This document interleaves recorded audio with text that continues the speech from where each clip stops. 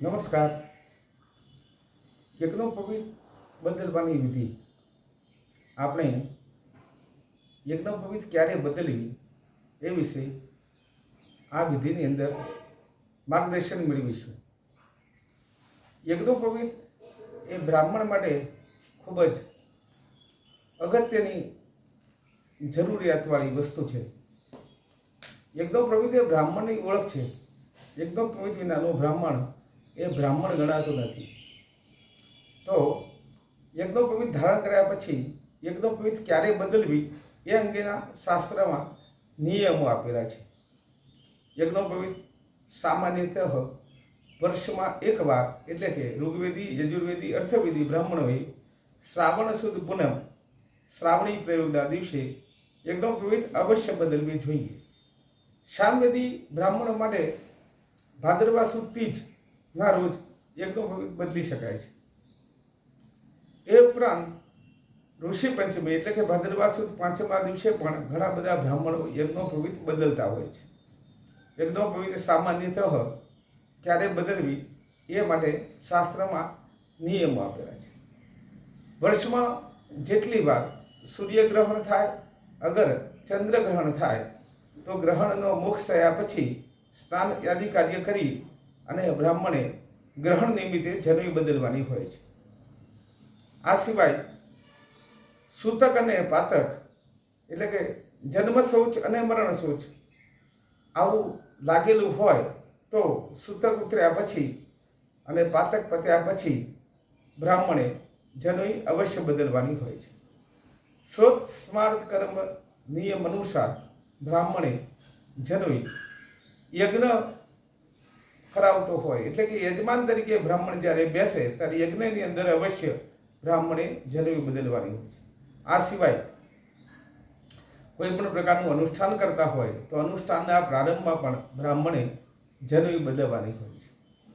આ સિવાય બ્રાહ્મણે કોઈ પણ જગ્યાએ યજ્ઞોપવિત પહેરેલી હોય અને અસ્પૃશ્ય વસ્તુઓનો સ્પર્શ થઈ ગયેલો હોય તો પણ જનોઈ બદલવાની હોય છે.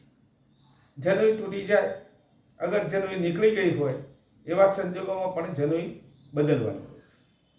વર્ષમાં 4 માસ વીતી ગયા હોય અને આવું કશું જ ના બન્યું હોય તો દર 4 માસના અંતે પણ જનોઈ બદલવી પડે છે. આમ બ્રાહ્મણને વર્ષમાં અનેક વાર યજ્ઞોપવિત બદલવાનું થતું હોય છે. પણ સામાન્યતઃ શ્રાવણી પ્રયોગ નિમિત્તે યજ્ઞોપવિત અવશ્ય બદલવી. તો આપણે આની અંદર યજ્ઞોપવિત બદલવાની પદ્ધતિ એ અંગેનું થોડું માર્ગદર્શન મેળવીશું.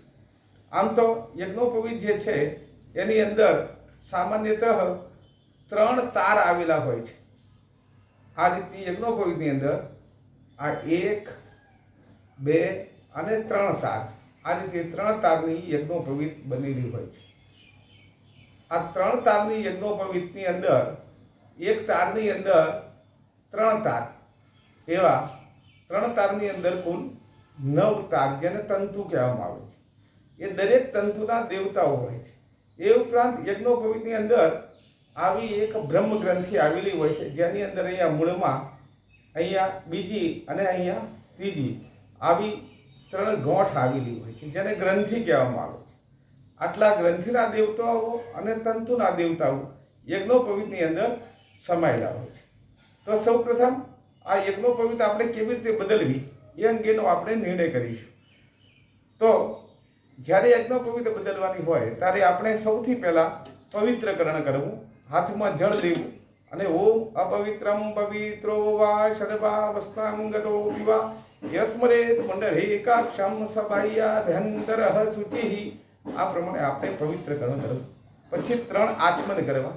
ઓમ રીમ માધવાય નમઃ, ઓમ રીમ કેશવાય નમઃ, ઓમ રીમ ગોવિંદાય નમઃ, નારાયણ નિત્યસ્તમ પ્રક્ષાલ્ય. આ રીતે આપણે હાથ ધોઈ નાખો. 3 આચમન કર્યા પછી પ્રાણાયામ કરી નાખો.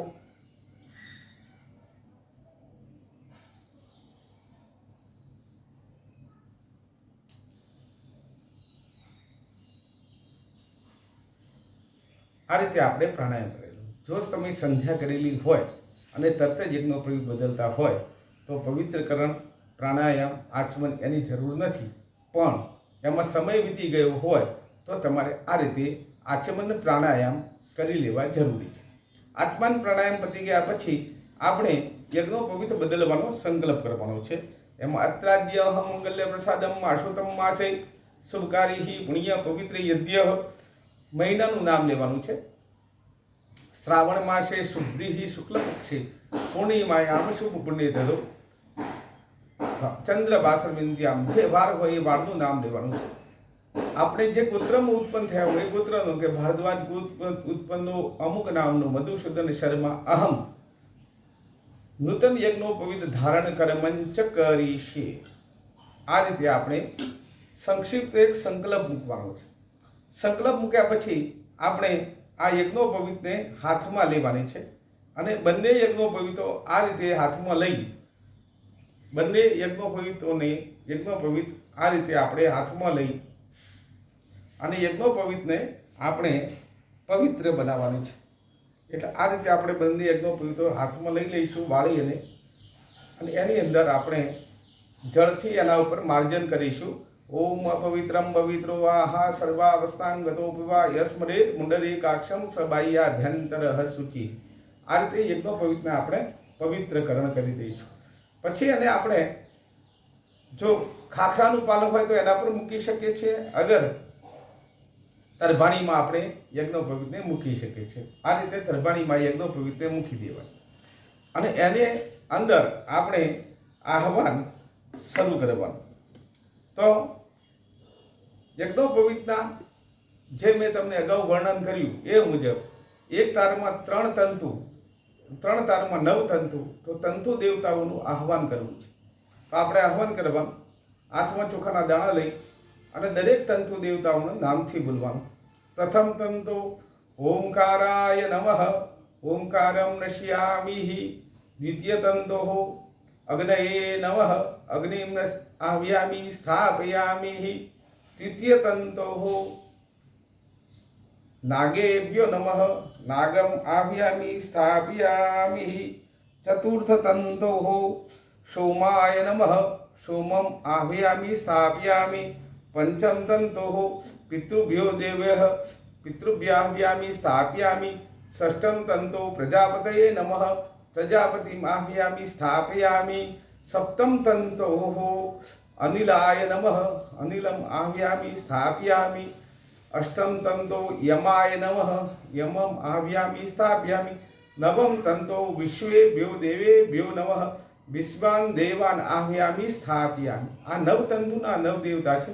પહેલા તંતુના ઓમકાર, બીજાના અગ્નિ, ત્રીજા તંતુના નાગ, ચોથા તંતુના સોમ, પંચમ તંતુના પિતૃ, છઠ્ઠા તંતુની અંદર પ્રજાપતિ, સપ્તમ તંતુ, સાતમા તંતુના અનિલ, આઠમા તંતુના યમરાજ અને નવમા તંતુના વિશ્વેભ્યો દેવેભ્યો. એ રીતે 9 તંતુના દેવોનું આપણે અહીંયા આહ્વાન કર્યું.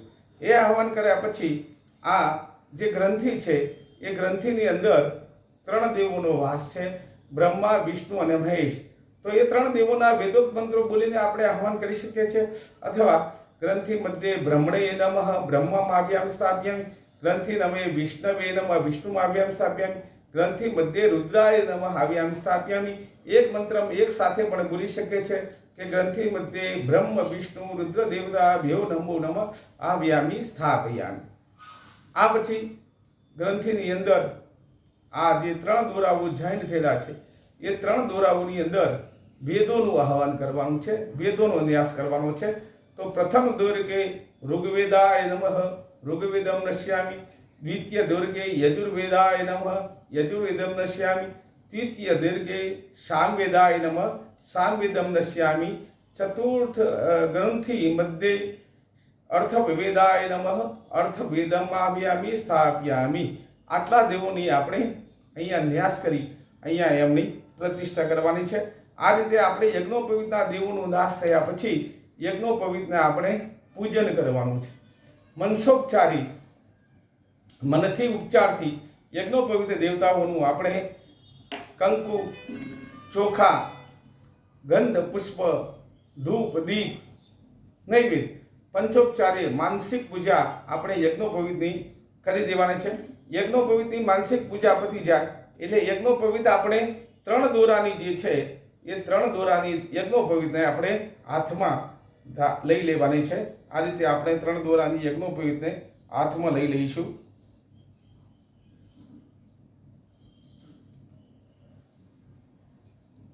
આ રીતે ત્રણ દોરાની યજ્ઞોપવીતને આપણે હાથમાં લઈ લઈશું અને સૂર્યનારાયણ ભગવાન આગળ આ રીતે ઊંચી કરી યજ્ઞોપવીતનું આપણે મનમાં ધ્યાન કરી દ્વાદશ ગાયત્રીના આપણે જપ કરવાના છે. એટલે મનમાં 12 વખત આપણે ગાયત્રીનો મંત્ર બોલીશું. ગાયત્રી મંત્રનું ઉચ્ચારણ થતું નથી એટલે ગાયત્રી મંત્ર આપણે મનની અંદર આપણે બોલીશું. તો ગાયત્રી મંત્ર શરૂ કરીએ. ગાયત્રી મંત્ર આ રીતે બધી જાય એટલે આપણે યજ્ઞો પવિત્રમ પરમમ પવિત્રમ પ્રજાપતયે સહજમ પુરુષાત આયુ સમગ્રમ પ્રતિબુલમ ઉચ્યમ શબ્દમ યજ્ઞોપવિતમ બલમસ્તુ તેજા. આ રીતે મંત્ર બોલી યજ્ઞોપવિતમ પઠયામી યજ્ઞોપવિતને આપણે ધારણ કરી દેવાની છે. પછી આપણે બીજી યજ્ઞોપવિત લેવાની અને બીજી યજ્ઞોપવિત લઈ અને બીજી યજ્ઞોપવિતને એ રીતે જ સૂર્યનારાયણ ભગવાનને બતાવી મનમાં ગાયત્રી મંત્રનું સ્મરણ કરી બીજી યજ્ઞોપવિતને આપણે ધારણ કરી દઈશું.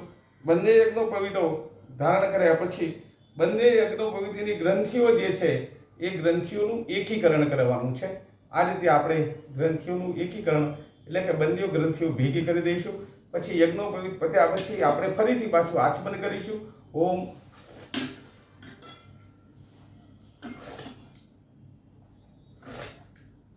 આ રીતે આપણે આચમન કરવાનું છે અને આ રીતે આપણું આચમન પતી જાય એટલે યજ્ઞોપવિત જે છે એ યજ્ઞોપવિતમાંથી જીર્ણ સૂત્ર એટલે કે જૂની જનવી આપણે જે જૂની જનવી હોય નવી જનવી આપણે ધારણ કરી દીધી તો જે જૂની જનવી હોય એ જૂની જનવીને આપણે કાઢી દેવાની છે.